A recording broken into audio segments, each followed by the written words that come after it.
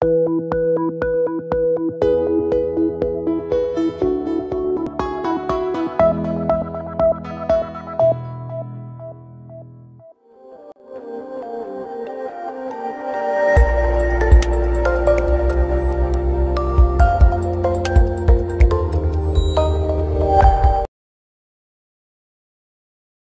tapi ternyata begitu dijalanin lagi, ya udah coronanya ternyata berkepanjangan, sayang sekali. Terus ya udah, akhirnya sidang 3 kemarin pun online gitu, via Zoom juga. Gitu sih. Buat market nggak kemarin? Market? Nah, market tuh biasanya harusnya ada kan. Kan di sidang 1 juga udah ada tuh. Udah bikin, udah ngemodal, tiba-tiba karena akhirnya pulang ke rumah, marketnya nggak jadi ada. Karena ya akan susah juga sih, orang-orang kan marketnya ditinggal di kosan gitu kan. Belum lagi nanti bikin-bikinnya kalau perlu resekat atau semacamnya. Jadi nggak jadi. Itu juga mixed feeling sih. Ada senangnya, ada sedihnya. Karena senangnya kayak beban kerjanya berkurang gitu kan. Tapi sedih juga karena kan bikin market tuh seru ya untuk sebagian orang, lebih bisa merepresentasikan juga. Gitu sih. Jadi kayak kurang goal gitu rasanya kalau lulus belum pakai market tuh. Iya, betul. Ini ada pertanyaan pertama nih dari Syaidah. Di jurusan arsitektur itu ada mata kuliah fisika, kimia atau yang didalami atau enggak? Terus kira-kira kalau mau jadi mahasiswa arsitektur tuh harus mahir menggambar atau gimana itu? Jadi kebetulan aku dapat banyak banget pertanyaan kayak gini di DM ya. Sekalian menjawab juga, semoga banyak membantu teman-teman. Pertama untuk di ITB sendiri agak berbeda kan sama kampus lain ya, karena di ITB itu ada yang namanya TPB. Jadi di TPB itu kita belajarnya kayak matkul di SMA. Jadi masih ada matematika, fisika, kimia, di situ belajar semua, tapi nggak cuma fakultas kita, jadi semuanya. Nah dari situ baru nanti hasilnya nentuin bisa nggak masuk di jurusan yang kita mau. Nah tapi kalau udah di arsitektur sendiri udah nggak ada belajar gitu. Fisika ada satu namanya fisika bangunan, tapi emang hitung-hitungannya tuh nggak kayak fisika zaman SMA gitu, nggak banyak gitu. Nah terkait harus jago gambar apa enggak, sebenarnya memang jago gambar akan menjadi poin plus gitu ya, tapi harus jago apa enggak sebenarnya enggak juga. Kalau kalian jago gambar akan sangat membantu selama perjalanan kalian belajar gitu, karena kalian kalau misalnya bikin konsep misalkan pasti akan banyak coret-coret, benerin gambar juga banyak coret-coret, tapi sebenarnya nggak harus jago juga, apalagi kalau sekarang gambar udah pakai digital.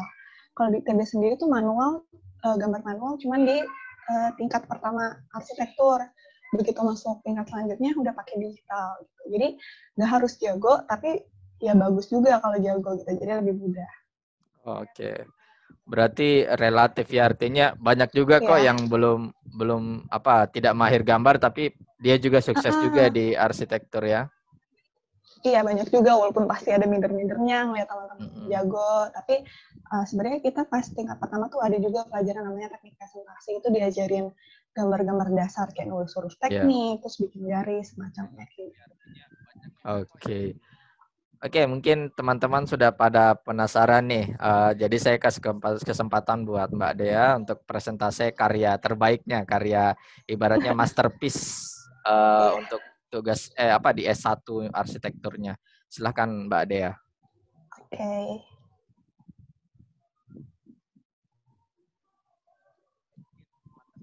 Kelihatan nggak ya? Kelihatan? Iya, kelihatan. Oke, teman-teman, saya izin mempresentasikan gimana sih tugas akhir saya kemarin. Betul, ini mohon maaf, ada tuh si kursor jalan-jalan, sudah bukan saya gerakin sekarang. Tapi ini karena bekas kemarin sidang akhir kan disuruh bikin kayak gini karena online. Iya. Ya, jadi judulnya sendiri ada Restoratif Beach Resort Nusa Dua Bali. Tipologinya tentu saja ini Beach Resort, dan saya dibimbing oleh dosen yang menakjubkan, namanya Pak Andri Widiatmoko. Nah, ini daftar isi keseluruhan. Pertama langsung aja kita ke pendahuluan gitu. Nah, ini latar belakang proyek sebenarnya kenapa akhirnya saya memilih ini gitu. Jadi sebenarnya kalau pemilihan awal sendiri, kenapa akhirnya saya mau beach resort? Pertama dari ketertarikan saya sendiri, saya suka banget sama pantai gitu. Terus di antara tipologi-tipologi bangunan juga saya paling tertarik sama yang bentukannya hospitality gitu. Jadi yang kayak penginapan resort, hotel, atau rumah gitu, itu saya paling tertarik dibanding bangunan-bangunan besar. Karena saya pikir di situ bisa main lebih detail, bisa menciptakan sendiri bagaimana pengalaman ruang yang mau ditunjuk sama dirasakan sama penggunanya. Nah, dari situ akhirnya saya memilih tugas akhir ini, tapi latar belakangnya sendiri itu kenapa gitu. Jadi, tiap individu tuh kita punya kegiatan maupun aktivitas yang beragam gitu ya. Jadi, kalau secara teori ini tuh disebut dengan voluntary attention gitu. Jadi, kalian misalnya belajar, bekerja itu kan emang atensinya tuh fokus terarah ke situ. Nah, tapi ini kalau dilakukan terus-menerus akan mengalami namanya kelelahan mental gitu. Nah, ini harus kita lawan dengan atensi yang berlawanan. Itu yang disebut dengan restoratif. Jadi ketika kita jenuh, bisa kita lawan supaya nggak jenuh lagi gitu, lebih rileks. Nah, itulah kenapa saya pilih judulnya restoratif di cerita. Saya yang angkat utama temanya adalah restoratif itu sendiri. Nah, ini nanti akan dijawab dengan beberapa hal, akan lebih detail di selanjutnya ya. Nah, ini proyeknya memang fiktif, jadi ini saya bikin-bikin sendiri. Tapi site-nya real, ini lokasinya di Nusa Dua. Luasnya itu sebenarnya 8,5 hektar, tapi akhirnya karena keterbatasan dari aturan TA maksimal unit itu dan atas arahan pembimbing juga, akhirnya nanti yang efektif dipakai sekitar 4-5 hektar. Nah, ini mulai analisis dan studi gitu. Yang pertama dari analisis penggunanya itu sendiri. Jadi kita bagi dulu ada pengunjung, ada pegawai, terus dikira-kira lagi pengunjung ada yang menginap, ada yang nggak menginap. Pegawai juga ada apa aja. Nah, karakteristik target khususnya tuh apa? Yang pertama ini, jadi Nusa Dua itu kan dikenal sebagai kawasan yang eksklusif gitu ya. Jadi biasanya emang di Nusa Dua tuh pasti penginapan yang kelas atas. Gitu.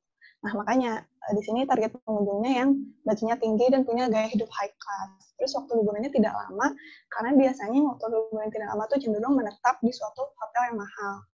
Terus menginginkan kegiatan rekreasi pantai karena lokasinya yang di dekat pantai.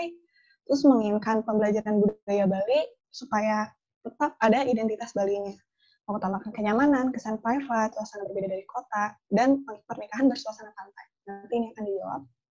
Nah, ini menurut jadi saya cari tahu melalui studi presiden sebenarnya turis dari mana aja sih yang biasa datang ke Nusa Dua.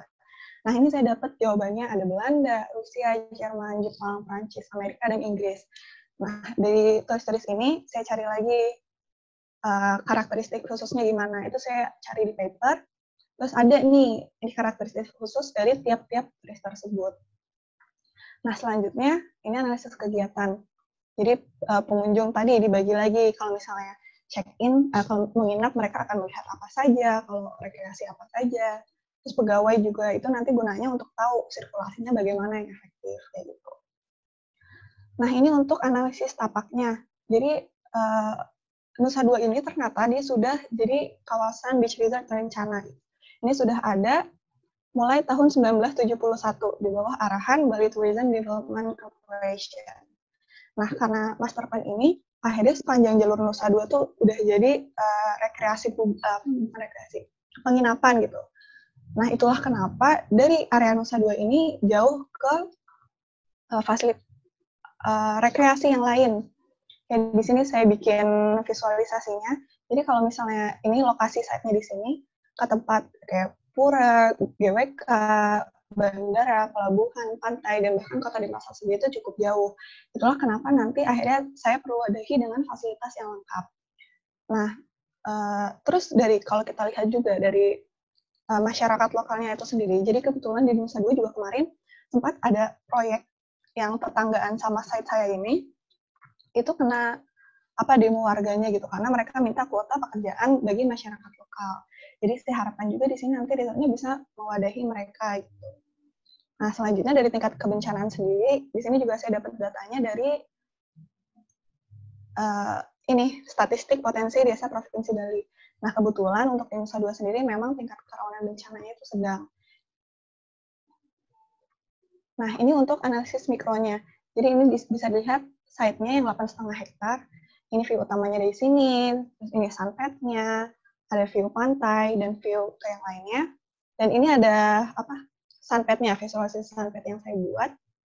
Terus ini ya terkait iklim lah biasa gimana. Nah, dari kondisi ini nanti akan mempengaruhi desain kan, seperti contohnya ini perlu peripisan karena orientasi timur barat tadi, untuk mengatasi curah dan terik, terus penanganan buat fasad di sisi timur dan barat, supaya tidak kena teriknya matahari, tapi tetap dapat view pantai. Lalu ada kelembapan untuk sistem sirkulasi udara dan site yang berkontur supaya mendapatkan pengalaman ruang. Nah, ini untuk studi presidennya sendiri yang saya pelajari dari proyek lain itu saya ambil Sudamala, Kempinski, dan ini salah satu resort di Meksiko, Geomeria. Nah, lanjut ke pemrograman proyek. Nah, visi proyek, ini visi saya menciptakan resort yang mampu memberikan efek restoratif bagi pengunjungnya dengan mengangkat budaya Bali melalui pewadahan masyarakat lokal dan karakteristik Bali, serta penciptaan kualitas ruang maupun fasilitas yang mendukung. Nah, ini rumusan isu utamanya, jadi saya bagi menjadi suasana, leisure, lokalitas, sirkulasi, dan privacy. Nah, ini masing-masing dibagi lagi. Suasana nanti view-nya mau seperti apa, ambience seperti apa, leisure juga dibagi fasilitasnya seperti apa dan kegiatan, lokalitas, dan yang lainnya. Seperti separasi, sirkulasi, dan privasi antara yang publik dan service. Nah, ini untuk pemrogramannya, jadi secara umum di sini saya bagi menjadi untuk FOH, front office, BOH, kamar tamu, area publik indoor, area publik outlet, dan ruang luar. Nah, ini bisa dilihat presentasinya emang paling banyak untuk kamar tamu. Nah, unitnya sendiri saya buat ada 3, yaitu superior suite yang paling besar, yang paling besar persentasenya, lalu ada deluxe dan presidensi. Nah, lanjut ke konsep dan strategi rancangannya seperti apa. Nah, ini penurunan isu yang tadi gitu. Jadi dari 5 isu utama, suasana, leisure, lokalitas, sirkulasi, dan privacy, terus saya turunkan menjadi suatu konsep utama gitu, yaitu restoratif. Nah, restoratif sendiri menurut teori ini dibagi menjadi 4 gitu menurut Kaplan, yaitu ada being away, bagaimana pengunjung itu merasakan pembedaan dengan keses dan alam, dan pemasukan unsur alam. Menimbulkan kepuasan bagi individu gitu. Jadi mereka di sana tuh merasa puas, senang. Contohnya dengan pemberian focal point, serial vision, element of surprise. Nah, aspek ketiga ada extend. Extend ini keluasan untuk bereksplorasi. Jadi individu mau ngapain aja tuh disediakan dan terwadahi keinginannya. Nah, ini dia akhirnya dijawab dengan penciptaan fasilitas yang lengkap dan bervariasi. Nah, yang terakhir adalah aspek compatibility, jadi terdapat kesesuaian antara tujuan dan minat individu dengan kenyataan. Inilah kenapa akhirnya tadi saya mencari karakteristik target yang sampai detail, supaya sesuai sebenarnya mereka sukanya apa aja. Nah, setelah saya bikin summary di ringkas, kira-kira karakternya ini di antara mereka itu mewah, bisa buat swafoto, bisa belajar budaya tradisional, bersih, souvenir, suasana alam, dan lainnya. Nah, lalu ini untuk konsep tapaknya sendiri gitu. Jadi budaya lokalitas apa yang saya ambil gitu? Yang pertama ada Nawasanga. Jadi pembagian untuk side plan-nya itu sendiri. Jadi pertama di sini kurang kebaca mungkin ya. Jadi di sini ada area dibagi atas yang paling atas utama, tengah Madia, dan yang paling bawah tuh Nista. Nah, ini ditentukan dari posisi gunung. Jadi dari saat ini sendiri posisi gunungnya tuh ada di sebelah utara. Itulah kenapa akhirnya yang dari utara makin ke selatan itu utama makin ke Nista seperti itu. Nah, secara horizontal juga yang utama itu ada yang di sebelah kanan. Makanya ini utama, ini Madiani utama, dan Nistani utama. Ini tuh berdasarkan munculnya matahari gitu. Jadi kalau di Bali sendiri yang tempat terbitnya matahari itu juga menjadi utama. Nah, dari pertimbangan itu tadi dari gunung dan posisi terbitnya matahari dapatlah pembagian ini. Nah, ini menentukan apa gitu. Nah, jadi di Bali sendiri untuk Nista biasanya dia dijadikan sebagai entrance, gerbang masuk. Jadi itu tempat ruang penerima area parkir gitu. Jadi dianggap yang masih kotor gitulah istilahnya, karena semua orang juga masuk ke sana. Nah, sementara yang tengah, Madianing Madia, itu tempat biasanya menjadi natah, tempat mereka bersosial dan berorientasi. Yang terakhir, utama itu tempat sakral, yang paling sakral. Itulah kenapa akhirnya saya tempatkan pura di sini. Nah, selanjutnya dari zoning sendiri, ini bisa dilihat. Jadi dari tengahnya itu masa tengah agak selatan itu masa inti sebagai entrance tadi, dan saya bagi gitu. Jadi untuk area unit berada di sisi lebih selatan dan fasilitas di sisi yang lebih utara supaya saya bisa meletakkan pura di sisi utara tadi. Jadi memang dibedakan gitu supaya orang yang mau ke audit dan fasilitas itu terpisah, nggak tercampur jadi sirkulasinya lebih efektif. Nah, secara hierarki sendiri, dari 3 kelas yang tadi, bisa dilihat gitu, superior state itu yang paling jauh dari pantai, karena dia istilahnya yang paling murah gitu. Sementara makin mahal, yaitu president state, dia makin dekat ke pantai, jadi kalau mau mengakses fasilitas dan pantai gitu lebih dekat. Dan dari 3 kelas tadi, ada gate-nya juga kan. Jadi, supaya mereka ketika melewati sirkulasi utama ini, bisa terasa gitu perbedaan pengalaman ruangnya. Jadi yang pertama, tadinya tidak ada apa-apa, terus mulai, oh ini kelasnya udah makin naik ya, karena mulai ada gate ini, dan terakhir ada gate gapura gitu, yang lebih mewah. Seperti itu, jadi untuk hierarkinya. Nah yang terakhir, di sini bisa dilihat untuk sirkulasinya, jadi dibagi jadi sirkulasi utama. Jadi yang namanya utama ya apa-apa lewat sini gitu. Nah sirkulasi utama ini dibagi menjadi beberapa natah, sesuai yang konsep Nawasangka tadi. Gunanya apa? Gunanya ya sebagai pusat mereka sumbu berorientasi gitu. Nah, supaya orang-orang yang ada di unit paling selatan tidak terlalu jauh kalau mau ke bangunan utama, ya dibuat lagi sirkulasi sekunder gitu, atau sub-backbone, supaya mereka tidak terlalu jauh. Nah, dibedakan lagi sirkulasi servis supaya tidak tercampur. Jadi biar orang misalnya lagi lihat pemandangan enak-enak, nggak tercampur tiba-tiba ngeliat laundry, kayak gitu. Jadi memang dibedakan. Nah, selanjutnya untuk komposisi bentuknya saya menggunakan konsep triangga. Jadi triangga itu konsep arsitektur tradisional Bali yang merepresentasikan hierarki vertikal. Jadi ada kepala, badan, dan kaki. Nah, 4 kategori yang termasuk triangga karena kondisi di lapangan itu ada juga. Contohnya dari skala dan proporsi, kejelasan struktur, kejujuran material, dan ornamen. Di sini contohnya ya, untuk kepala tuh biasanya dia proporsinya lebih dominan. Dan di sini saya menggunakan struktur bambu dengan penutup alang-alang yang diekspos. Nah, sementara untuk badan sendiri, dia biasanya lebih ringan dibanding kaki. Nah, gimana supaya ringan? Saya gunakan material kayu, kaca. Dan untuk kaki ini harus dia terlihat lebih paling kokoh. Makanya saya gunakan dia material batu pecah dan terkesan lebih solid. Nah, ini kan di bangunan FOH. Sementara di bangunan lain juga seperti itu, sama kayak gini. Ada kakinya jelas, badannya jelas, dan kepalanya juga jelas. Nah, ini untuk strategi gubahan spasialnya. Jadi, apa aja sih yang akan dirasakan oleh pengunjung gitu. Jadi, pertama yang tadi, pengunjung turun di drop-off menuju ruang penerima yang paling awal di area Nistaning Nista tadi. Nah, dari situ mereka ke FOH atau front of the house ya, teman-teman. Nah, di FOH, dari mereka turun di ruang penerima ini, mereka naik ke FOH, terus mereka langsung disambut dengan pemandangan terbuka ke pantai gitu. Tadinya kan dari bawah itu nggak kelihatan apa-apa kan, karena ada bangunan FOH yang besar gitu. Nah, dari situ terus kita berikan elemen of surprise. Jadi begitu mereka naik sampai di FOH, ngelihat ada pemandangan pantai gitu. Nah, dari bangunan FOH-nya sendiri, dari entrance di sini, nah ini yang ada view pantai.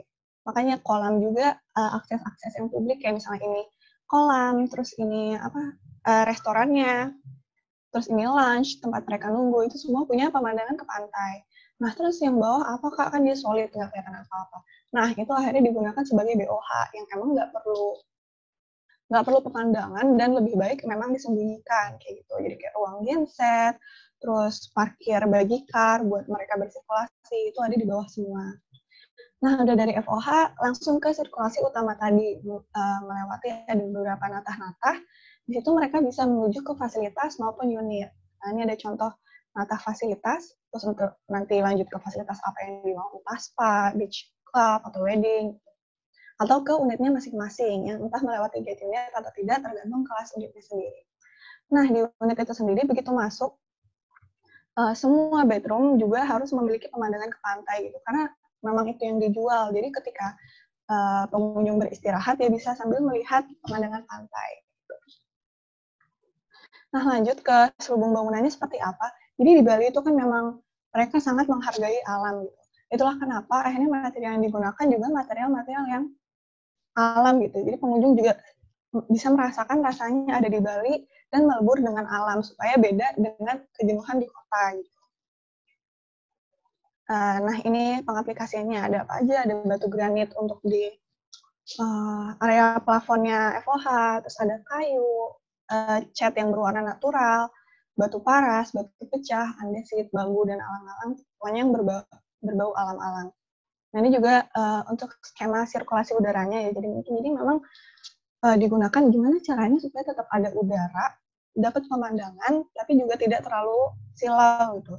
Nah, akhirnya digunakan gini, jendela lipat dan atasnya tuh ada dinding offset supaya kalau dihitung sudutnya itu matahari nggak langsung masuk kena ke mata si area tempat tidur ini gitu.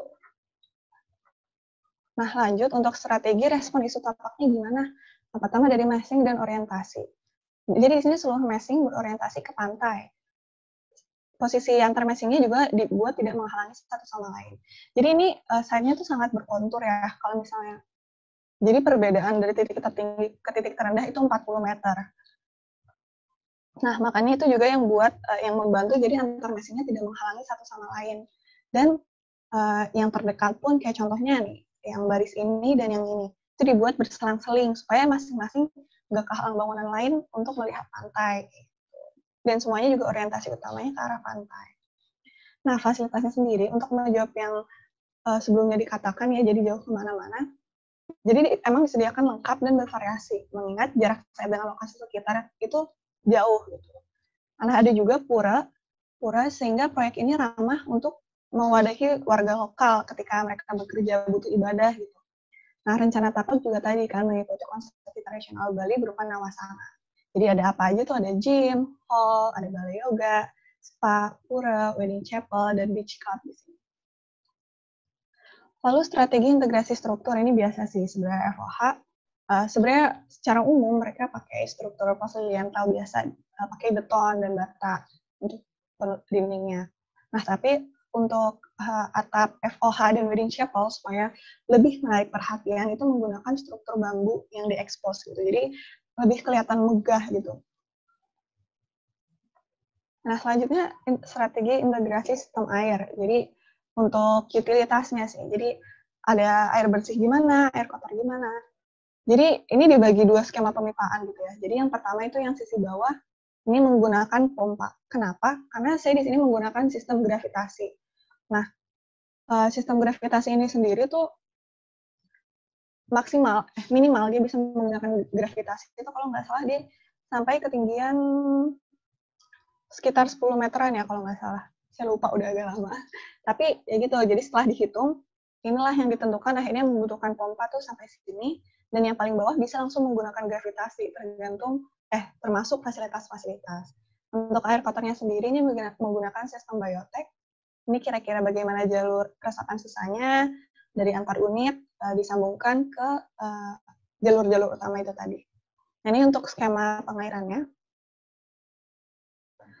Terus ada strategi sistem kebakaran dan listrik. Nah, jadi kebakarannya sendiri menggunakan sistem fire hose dengan jangkauan radius itu 15 meter di beberapa titik yang dapat menjangkau seluruh bangunan.